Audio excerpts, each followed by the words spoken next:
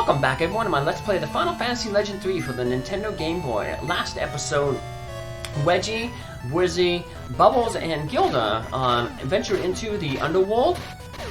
They explored these mushrooms, these little mini dungeons, and they jumped into this main dungeon here, the crevice, and just did some minor exploration in it before jumping out to heal up.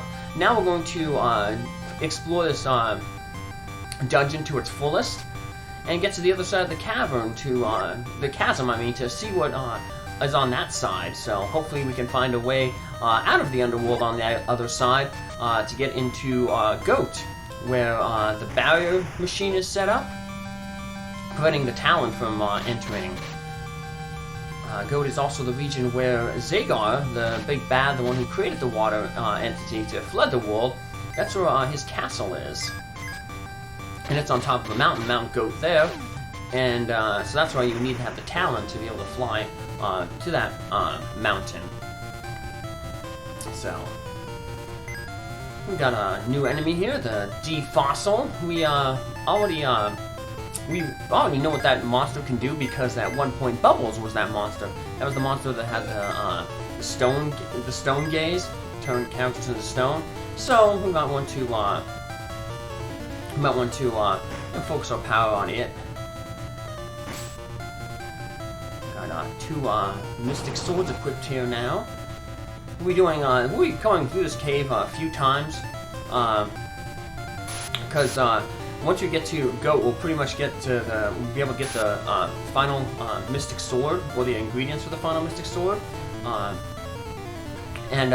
it's really good to go into the dungeon where the barrier machine is with all four of the mystic swords. You don't have to, but the boss there is only weak against the mystic swords, so having all four of them is really going to be helpful. So one of them we actually find in here. You can technically have three, I guess, without doing any backtracking, because you are going to find one here. But the one that we find in this dungeon right here is the Mirror Same, and it is cursed. So every time you deal damage to an enemy, you'll take damage yourself.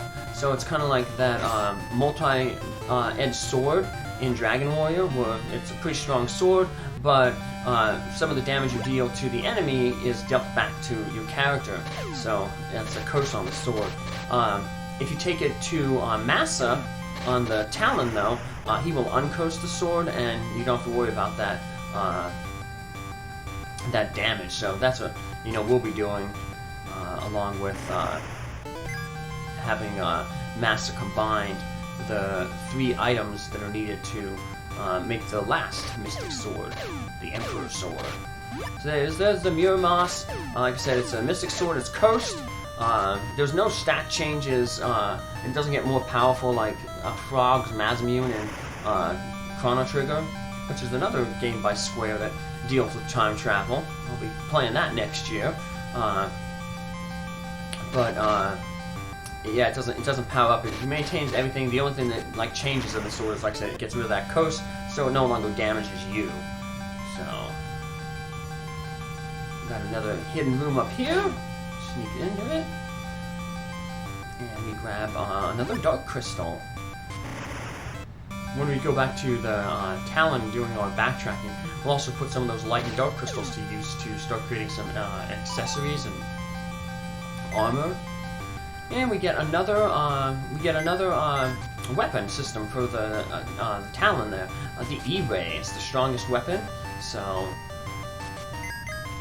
really good. Some people can grind with that. Some of the enemies in the overworld, flying, the E-Cannon just takes the group out. So, and even if you start fighting stronger monsters where the E-Cannon doesn't take out, we're going to be getting a lot of multi-targeting magic that's really powerful, and you can pretty much with the E-Cannon and then using that multi-magic, pretty much can take out groups of enemies, large groups of enemies. So it's a good way to grind using the Talon. If you run into that Jorgen war monster down here, for your encounter, you can grind on that. Being a boss, it gives a lot of experience. We got the oil, which is another one of the items. We need the oil, the emblem, and the katana to create the Emperor's Sword. So I was saving this to eventually give to Bubbles. Then I'm gonna at one point turn Bubbles into a beast just to be able to give her a bunch of equipment to save on some inventory things, and then prepare for the bonus episode where I'm gonna have everybody be a normal class, non-transformed. But I could buy another one of those power gloves on the Talon. I'd eventually want to buy one of them for, like I said, I was gonna, you know, I was just holding it there. But I know Dion needed a glove. I could give it to him earlier, but not that important. So there's that town there. We can go into it, but I wanted to get this dialogue with this guy up here because this dialogue will change if you go in after you go into the town. So this is one of the Dwelgs. They're like the water hangs where they just, if you talk with them, they attack you. But if you use the morph spell, we were told to use the morph spell, they won't attack you then. They are also weak to the Mystic Swords, so Weggie and Bwizzy are going to take him out real quick with their 2 Mystic Swords. And that Durand is like actually the weakest Mystic Sword, but still does some good damage there. So yeah, we are going to use the Morph Magic. If you, for some reason, got rid of your Morph Magic, Dion has it. This land leads to Goht. He may not pass. So we're going to have to find some way to get him to leave his guard post. And we can do that when we go into the town of the Dwelgs. Now it's over there to the left, but I'm going to wrap around the world here. Just go to the right to show you what's off on this side. The world's kind of tiny here, so it's not going to take too long. But yeah, we got these twin towers over there, and we'll learn more about them once we talk with the Dwelgs in this little town here. So this town is interesting because we can actually run into random encounters in it. So we're going to farm some enemies here. Jormungandr went to the upper world, I heard. Yep, and we defeated him. So we got another one of these department stores. We want to buy some armor here. This is like the best armor in the game. The best shoes are here, the best helmet here, and the best armor, the light armor, is here. I'm picking up 4 for every single one of my characters. Well, I only need 3 light armors because we already got one of the light armors. Everybody else is going to get the other stuff. You could also, if you want, you could probably pick up right now an extra Hakate helmet and Hermes shoes, because we're going to get another party member to replace Dion later on, and that party member is missing a lot of equipment. The rest of the equipment, the shield and the gloves, we'll pick up on the Talon, but you could just, if you're not worried about inventory space, you can grab an extra Hakate and Hermes helmet and Hermes shoes. But I'll just do that, you know, later, because it's not too far from the entrance to Goht to the underworld, to this town here, the Dwelg Town. Let's get all this equipment on our characters. She already has a light on. Gilda already has a light armor. Hermes shoes.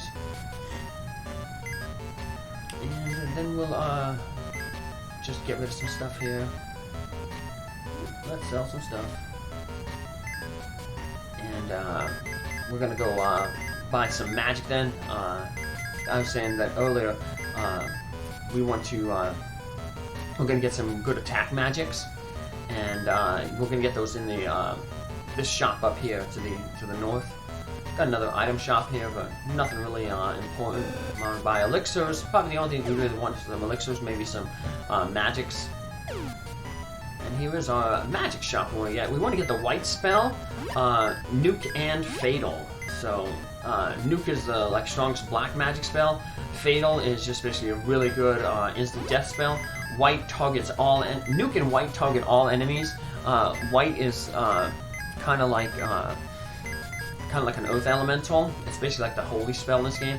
The Magma is also an Oath Elemental spell in this game, but it only single or group targets. So I just prefer just getting the white spell.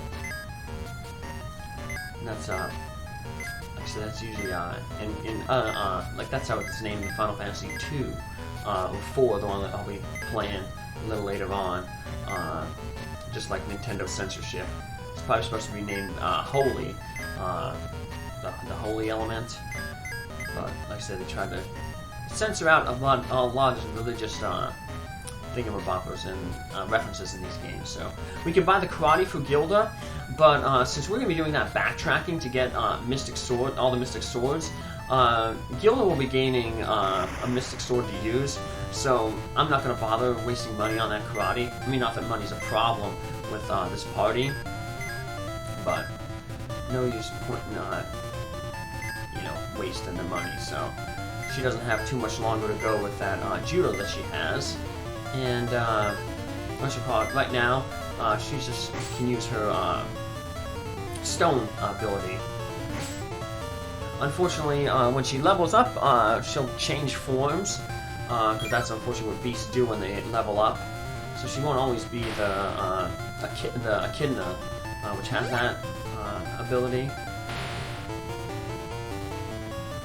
But in the meantime, we'll just make full use of it. So, don't want to install robot parts, you want to stay as the mouse robot.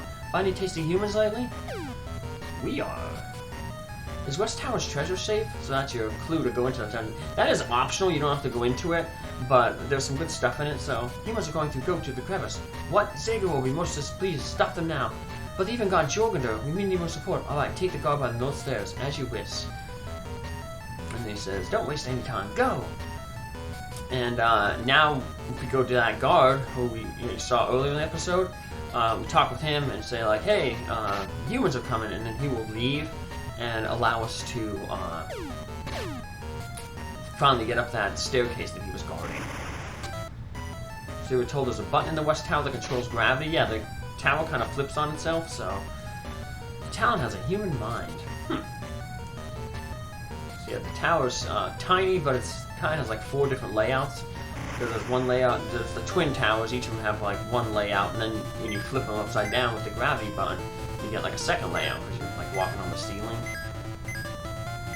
So, here's another new enemy we wanted to encounter. We wanted to encounter the searchers and these hired gun enemies, which look human, but, you know, they're cyborgs. So, yeah, I guess that's why the Dwelgs ain't eating them.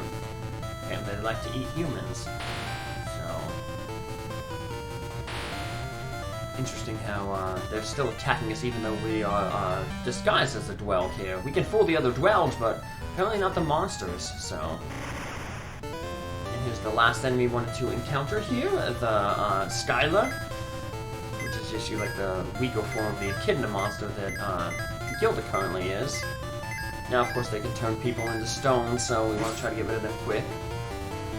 But because they can turn people into stone, they're also strong against the stone, so you won't be able to use your stone spell on them. But you can use the fatal spell on them, and that worked like a charm. We'll just use the stone spell instead on the 2 searchers. And that takes out all these enemies in here. And we just get into another encounter. That took a while to actually find all those enemies, but that's okay. And then we're going to head over here to these 2 towers. So like I said, short dungeon, but they have some good treasure in them, so we're going to make sure to raid them. So come back in the next episode when we clear the 2 towers. Have a good one. Bye.